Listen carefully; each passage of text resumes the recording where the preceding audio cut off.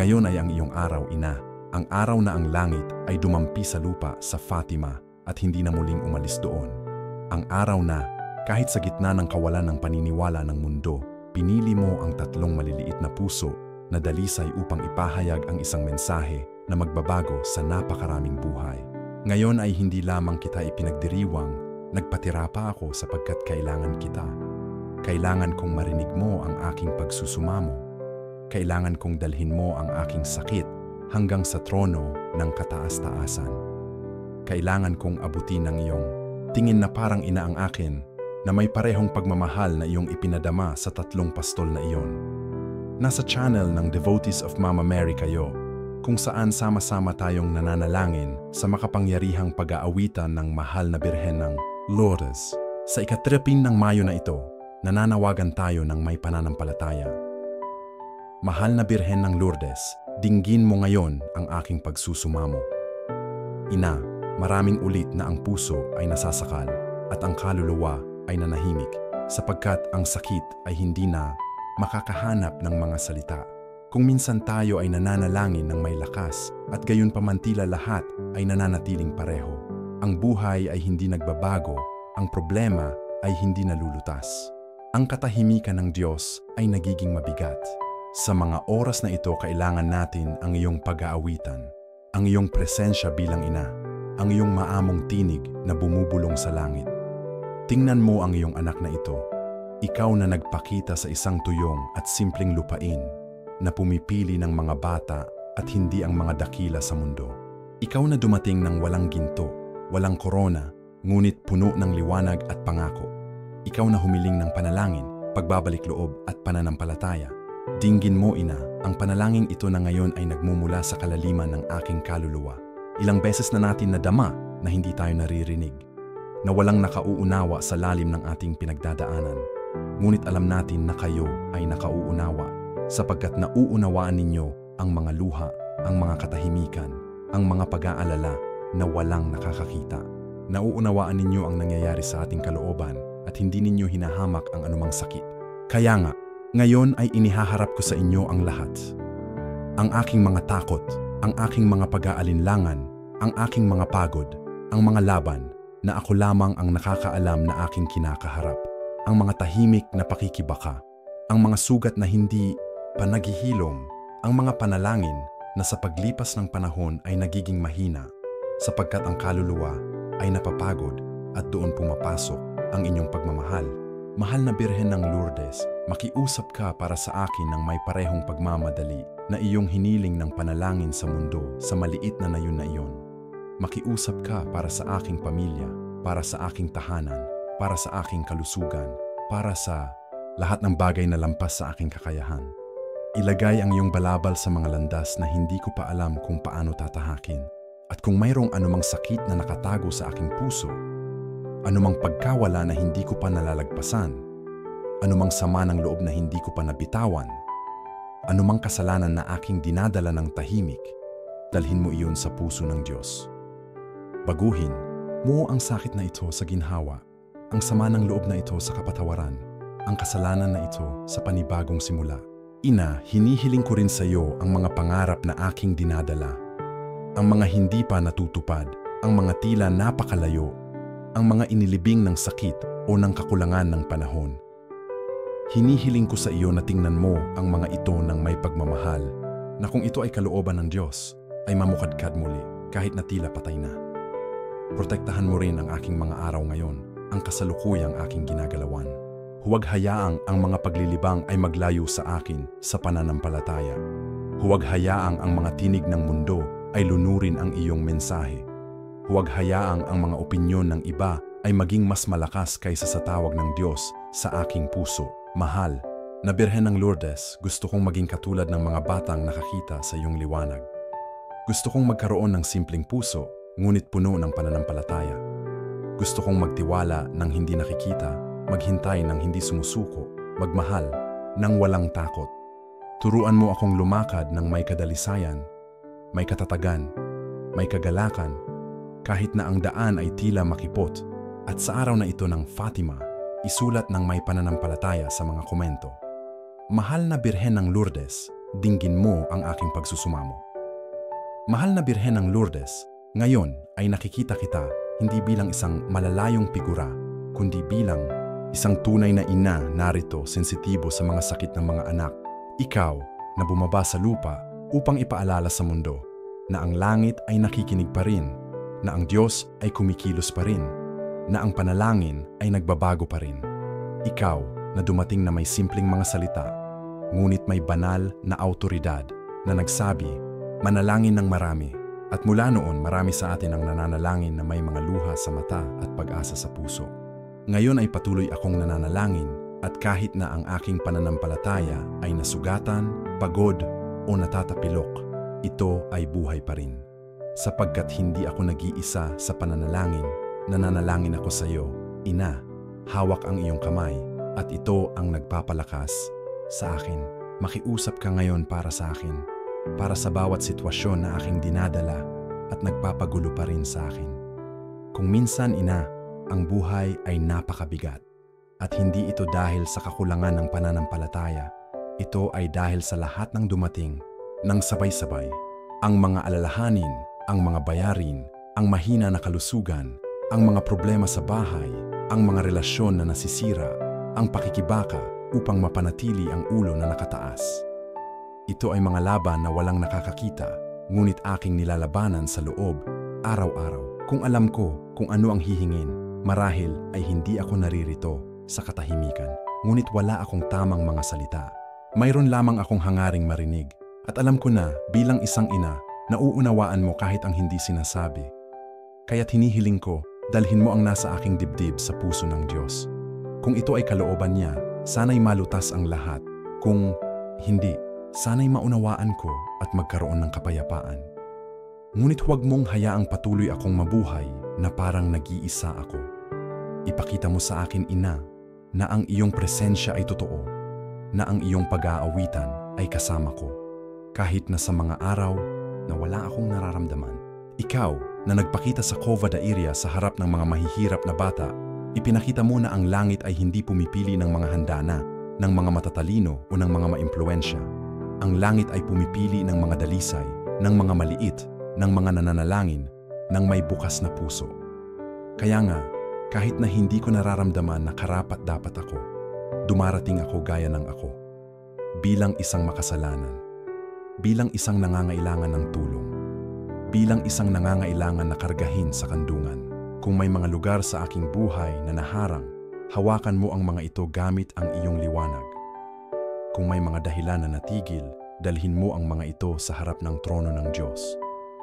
Kung may mga karamdaman na hindi maipaliwanag ng mga doktor, makiusap ka para sa paggaling. Kung may mga problema sa pamilya na tumatagal na ng maraming taon, simulan mo ngayon ang isang gawain ng pagpapanumbalik. Hinihiling ko rin sa iyo na tingnan mo ang mga mahal ko, ang mga malapit at ang mga malalayo, ang mga nanakit sa akin at ang mga aking nasaktan din. Sana'y maabot ng iyong kapayapaan ang mga puso na tumatawid sa aking buhay. At baguhin ang bawat siklo ng sakit sa isang bagong landas ng kapatawaran. Mahal na Birhen ng Lourdes, protektahan mo ang lugar na aking tinitirhan. Pumasok ka sa mga silid ng aking bahay at ibuhos ang iyong liwanag sa bawat dingding, bawat sulok, bawat bagay, bawat tao. Huwag mong hayaang ang inggit, ang pagtatalo, ang kaguluhan sa espiritu, ang kalungkutan na walang paliwanag ay magkaroon ng kapangyarihan. Sana'y ang bahay na ito ay maging isang teritoryo na inialay sa Diyos. At kung mayroong sa akin isang matandang bigat, isang kasalanan, isang masamang alala, isang hindi nalutas na pagkakamali, tulungan mo akong ibigay ito. Tulungan mo akong kilalanin na kahit na nasugatan, ay maaari pa rin akong mahalin. Na kahit na mali, ay maaari pa rin akong maibalik. Na kahit na nawala, ay maaari pa rin akong bumalik. Ikaw na nagsabi sa mga pastol na nais ng Diyos na itatag sa mundo ang debosyon sa iyong walang dungis na puso. Tanggapin mo ngayon ang kahilingang ito bilang tanda ng aking pagmamahal at ng aking pagtitiwala. Sana'y ang dalisay at matibay na puso na ito ay yakapin ako, baguhin ako, at dalhin ako pabalik sa gitna ng kalooban ng Diyos. Kung sa araw na ito ng Fatima ay inihaharap mo ang iyong mga laban sa mga kamay ng mahal na Birhen, isulat sa mga komento, Mahal na Birhen ng Lourdes, makiusap ka para sa akin at sa aking pamilya.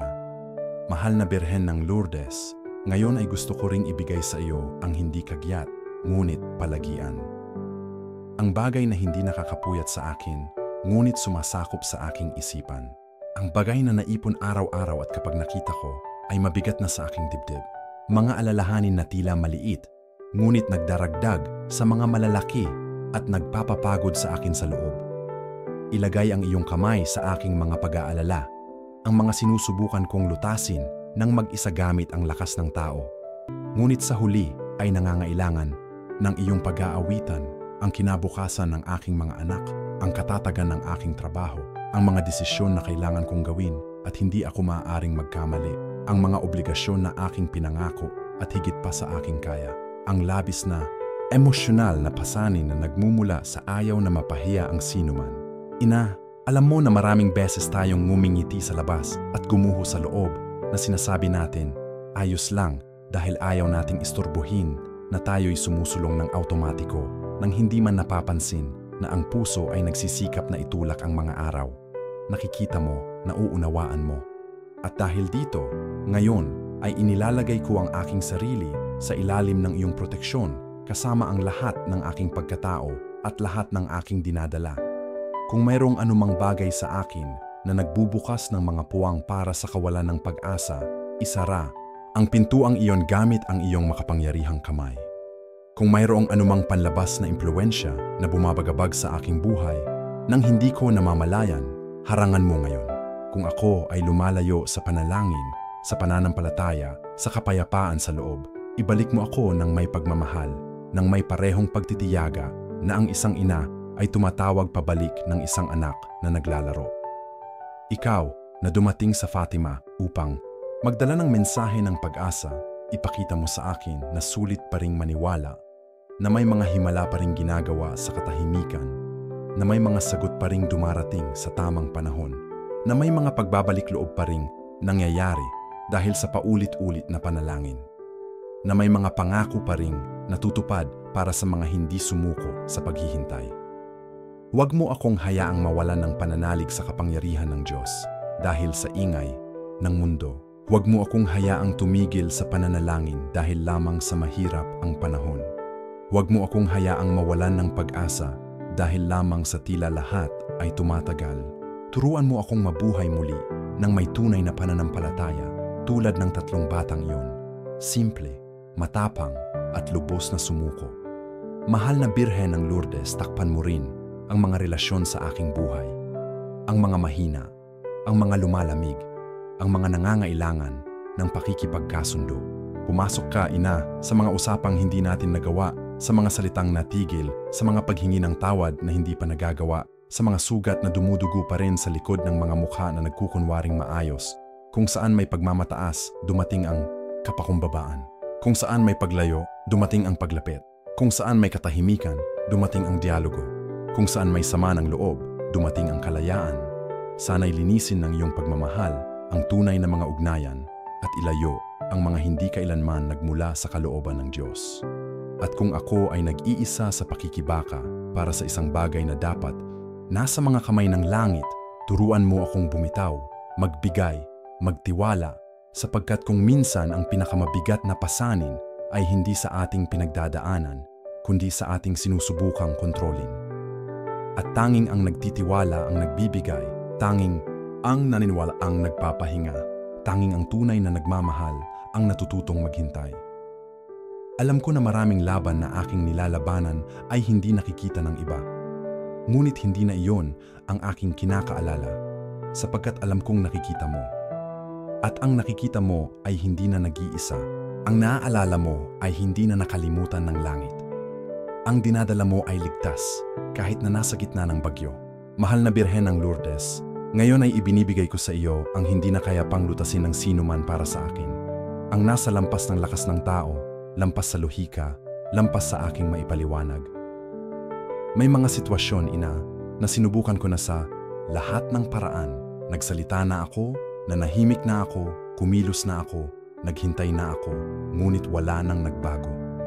At ngayon ay nauunawaan ko na ito ay dahil hindi ito nasa aking mga kamay upang lutasin, ito ay nasa iyo.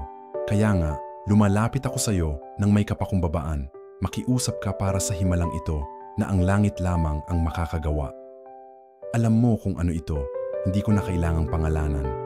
Umiyak na ako dahil dito, nawalan na ako ng mga gabi, nanalangin, na ako ng tahimik nang walang nakakakita sa akin. Kung ito ay kalooban ng Diyos, sana'y matupad. Ngunit kung hindi, sana'y magkaroon ako ng kapayapaan upang maghintay pa rin para sa isang bagay na mas malaki. Kahit na hindi ko pa nauunawaan. Nanalon, Ina, turuan mo akong huwag mabuhay sa pakikipagdigma sa aking sarili. Huwag kong sisihin ang aking sarili sa mga bagay na hindi naging ayon sa inaasahan ko. Huwag kong parusahan ang aking sarili sa mga pagkakamali ng nakaraan na pinagsisisihan ko na. Tulungan mo akong tanggapin nang may pananampalataya ang mga proseso na hindi pa natatapos. At higit sa lahat, tulungan mo akong magtiwala na may magagandang bagay pa ring darating.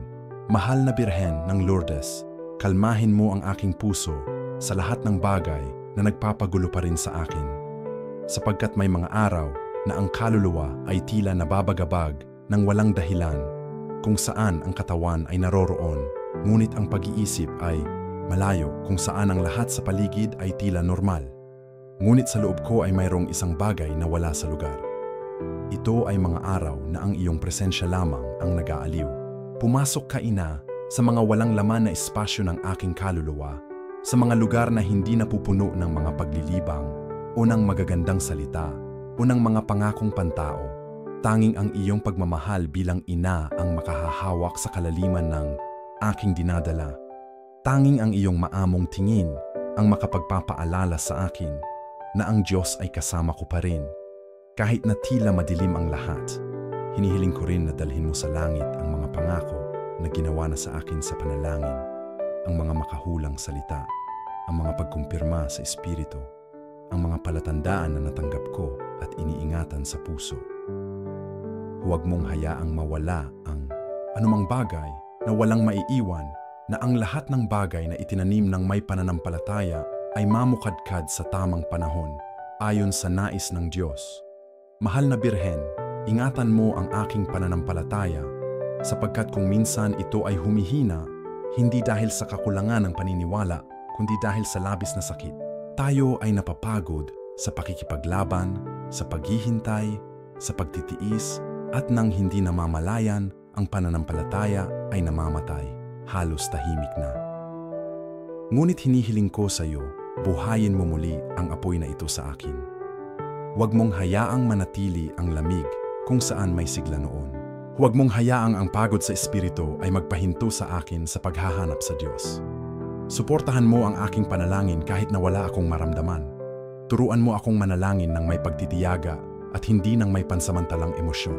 Turuan mo akong patuloy na manalangin kahit na walang mga sagot, kahit na walang mga palatandaan, kahit na walang agarang kaginhawahan. Sapagkat ang nananalangin ng may pagtitiyaga ay aani ng walang hanggang himala. At kung sa araw na ito ay nakakaranas ako ng anumang pisikal o emosyonal na sakit, hawakan mo ng may pagmamahal. Ikaw na kanlungan ng mga nagdurusa, kalusugan ng mga may sakit, aliw ng mga nagdadalamhati, lumapit ka sa akin ngayon. Sana'y madama ng bawat selula ng aking katawan ang iyong presensya. Sana'y kumalma ang aking isipan, sana'y bumangon muli ang aking kaluluwa. Sana'y mawala ang kawalan ng pag-asa at magbigay daan sa pag-asa. Ikaw na nagpagsayaw sa araw sa harap ng libu-libong mata, gawin mo ngayong sumayaw ang liwanag ng Diyos sa loob ko. Sana'y ngumiti ako muli ng taos-puso. Sana'y maniwala ako muli ng totoo. Sana'y mabuhay ako muli ng magaan, kahit na ang mga problema ay nasa paligid ko pa rin. Sapagkat kung saan may pananampalataya, may lakas, at kung saan may Maria, ang kaaway ay hindi nananaig. Kung sa sandaling ito ay kailangan mo na, ang mahal na Birhen ng Lourdes ay hawakan ang mga lugar sa iyong buhay na hindi mo na kaya pang abutin ng mag-isa. Isulat sa mga komento, Mahal na Birhen ng Lourdes, hawakan mo ang imposible sa aking buhay. Mahal na Birhen ng Lourdes, ngayon ay gusto ko ring pasalamatan ka Dahil kahit bago ko pa makita ang anumang sagot, alam ko na ang iyong pag-aawitan ay gumagalaw na. Nararamdaman ko na ang mga bagay ay nababasag na sa hindi nakikita. Napapansin ko na ang kapayapaan ay bumabalik ng dahan-dahan. Napapansin ko na ang langit ay nag-aalaga sa akin, kahit na ang lahat sa paligid ay tila pareho pa rin. Ito ang higit na tumatama sa akin. Ang malaman na maaari akong magtiwala sa iyo kahit na hindi ko maintindihan. Ang malaman na kahit na walang mga palatandaan ang iyong katahimikan ay gumagana para sa akin. Na ang pagkaantala ay hindi pagwawalang bahala, kundi paghahanda na ang bawat luhang aking ibinuhos sa iyong tabi ay hindi nasayang at nawala sa mga ito ang nahulog sa lupa nang hindi muna dumampi sa puso ng Diyos. Ngayon ay pinasasalamatan kita sa lahat ng mga pagkakataon na iniligtas mo ako sa mga panganib na hindi ko man lang napansin, sa mga bitag na nawasak bago pa mamabuo, sa mga taong lumayo nang walang paliwanag. Ngunit sa huli ay mga pagliligtas na nagkubli. Maraming beses na inilapat ang iyong balabal sa aking tahanan habang natutulog ako. Salamat sa hindi mo ako pag-iiwan, kahit na humina ang aking pananampalataya. Kahit na tumigil ako sa pananalangin sa loob ng ilang panahon. Kahit na sinubukan kung lutasin ang lahat ng mag-isa, nanatili kang naroon, tahimik, naghihintay na bumalik ako. At ngayon ay narito ako, bumalik na may higit na uhaw, may higit na pagsuko, may higit na kamalayan na wala ako kung wala ang langit. Mahal na Birhen ng Lourdes, nais ko ring ibigay sa iyo ang lahat ng nangangailangan sa iyo at marahil ay hindi man lang alam. Mga tao sa aking pamilya na lumayo sa pananampalataya, mga mahal sa buhay na nawawala at walang direksyon. Mga kabataan na mayroong mga sakit na itinatago sa mga ngiti. Mga ina na umiiyak ng mag-isa para sa kanilang mga anak. Mga ama na tahimik na nagpupumilit na buhayin ang isang tahanan. Dalawin mo ang bawat isa, ina. Dalhin mo ang iyong liwanag kung saan sinusubukan ng kadiliman na maghari.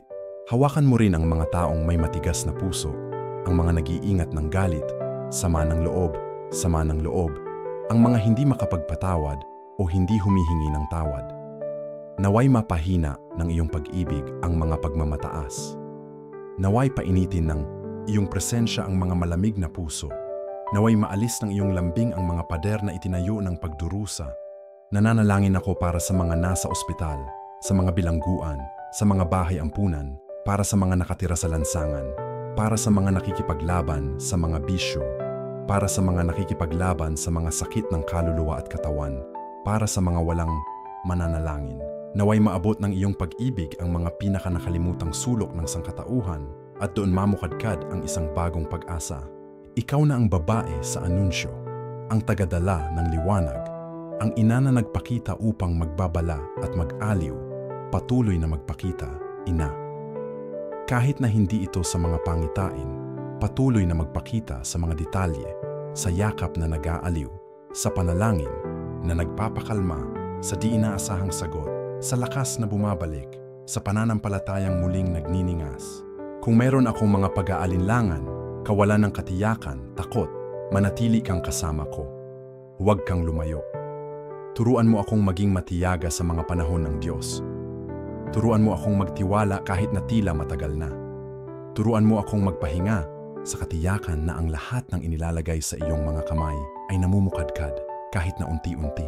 Mahal na Birhen ng Lourdes, salamat sa pakikinig sa akin ngayon, sa pagtanggap sa akin kung ano man ako, sa hindi paghihingi sa akin ng higit pa sa kaya kong ibigay, at gayon paman ay lubos akong minamahal, sa pagtuturo sa akin na walang panalangin, na hinahamak at walang pusong humihingi sa iyo na walang sagot.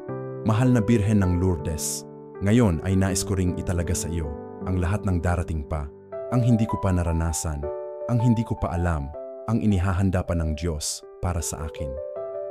Ang aking mga susunod na hakbang, ang aking mga plano, ang aking mga desisyon, ang mga rutang aking tatahakin. Naway wala sa mga ito ang wala sa iyong pagsusumamo. Naway walang landas na magsisimula nang wala ang iyong tingin dito. Ibigay sa langit ang mga proyektong aking pinapangarap ng tahimik, ang mga hindi ko pa nagagawang isulat, ang mga itinatago ko kahit sa aking sarili dahil sa takot na mabigo muli. Hinihiling ko sa iyo na kung ito ay kalooban ng Diyos, mamukadkad ang mga ito at kung hindi, naway maalis ang mga ito sa aking puso nang may kabaitan, nang walang sakit, nang walang pagkawala, nang walang pagkalito. Inilalaan ko rin ang mga taong aking makikilala pa. Naway pagpalain ang aking mga relasyon. Naway ang mga ugnayan na mabubuo ay magdagdag, hindi maghati. Naway ang mga ugnayan na mabubuo ay maging mga daanan ng pag-ibig, hindi ng pagkasira. Naway ang bawat taong tatawid sa aking landas ay maging instrumento ng Diyos at kung hindi, naway huwag itong manatili. Mahal na Birhen ng Lourdes, italaga mo rin ang aking panahon. Naway matutunan kong gamitin ito ng may karunungan. Naway huwag kong sayangin ang aking mga araw sa mga alalahanin na walang patutunguhan o sa mga sama ng loob na nananakaw lamang sa akin ng enerhiya. Naway matutunan kong maghintay ng walang pagkabalisa, kumilos ng walang pagmamadali, magpahinga ng walang kasalanan, mabuhay ng may pananampalataya sa bawat detalye. Ingatan mo, ina, ang aking mga hakbang, ang mga ginagawa ko ng hindi iniisip, ang mga ginagawa ko ng may takot, at maging ang mga iniiwasan kong gawin dahil sa kawalan ng katiyakan. Naway lumakad lamang ang aking mga paa kung saan nais ng Diyos na pumunta ako. Naway huwag akong mawala sa mga mapanganib na daan. Naway huwag akong manatili sa mga kulungan. Naway huwag akong manatili sa mga lugar kung saan wala na ang kalooban ng Diyos. At kung may darating na mga mahirap na araw, dahil darating ang mga ito, naway maging handa ako. Naway matatag ang aking pananampalataya. Naway maingatan ang aking puso. Naway huwag maging marupok ang aking pag-asa. Naway maalala ko ang lahat ng iyong nagawa na, at ito ang magpapanatili sa akin hanggang sa lumipas ang bagyo.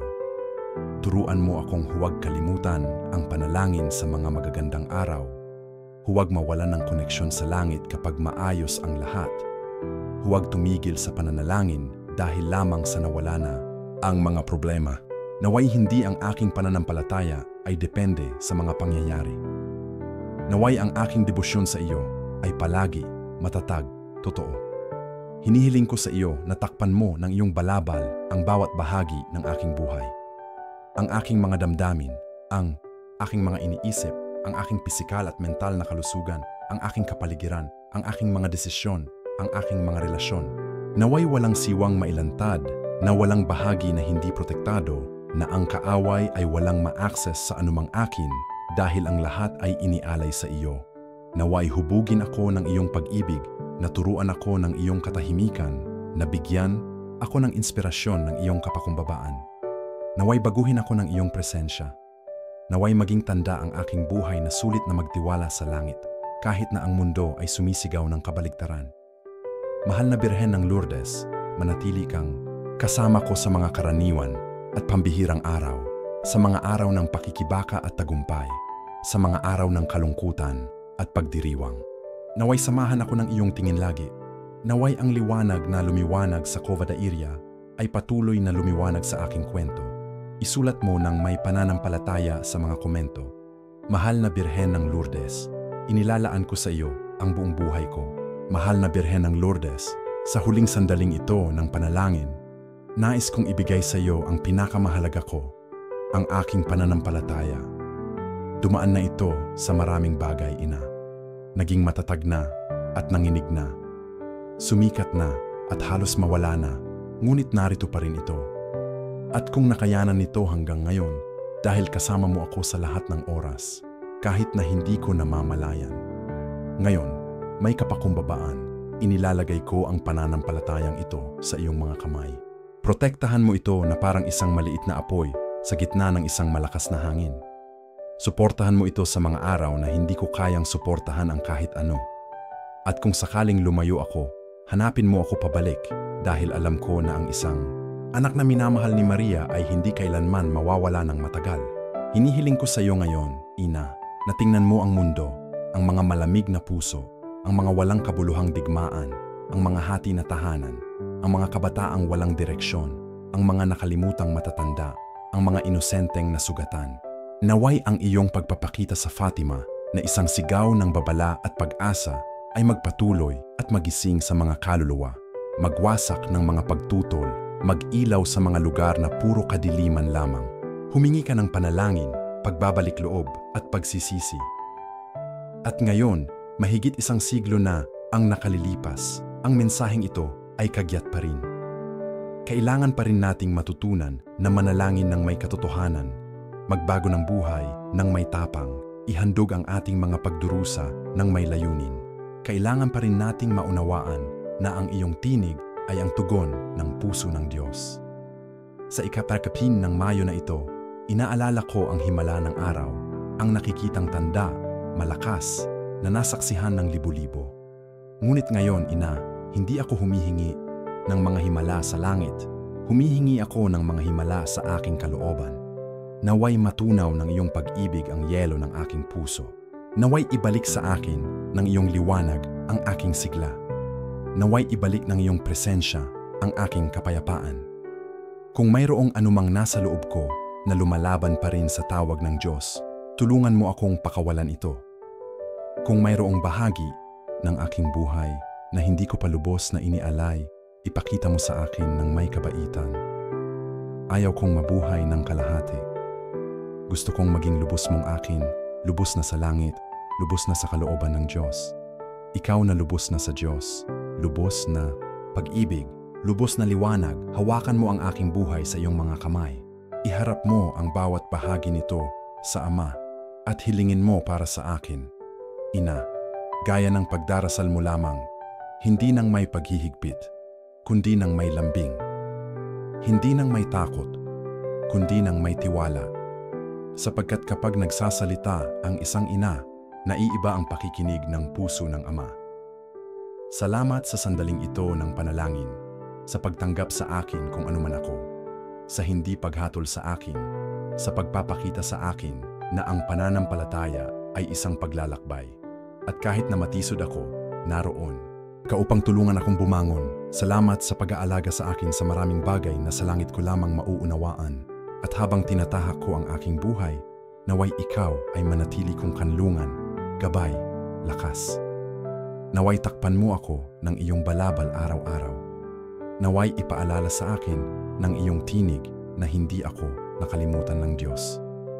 Naway ibalik sa akin ng iyong tingin ang pag-asa sa mga mahirap na araw. Kung ngayon ay ang iyong araw, kung gayon ay akin din ito. Sapagkat ang bawat anak na nagpaparangal sa ina ay tumatanggap ng karangalan mula sa langit. Ang bawat anak na nagmamahal sa ina ay mas malapit sa puso ng Ama. Ang bawat anak na nagtitiwala kay Maria ay hindi kailanman naglalakad ng mag-isa. At ito ang aking ipinahahayag ngayon.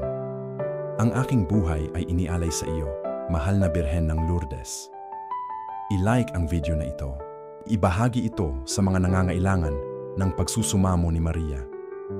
At mag-subscribe sa Devotees of Mama Mary channel para patuloy na manalangin kasama namin.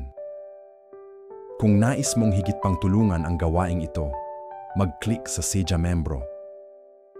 Naway takpan ka ng mahal na Birhen ng Lourdes ng kanyang balabal ng kapayapaan, palakasin ka sa pananampalataya at samahan ka sa bawat araw ng iyong buhay.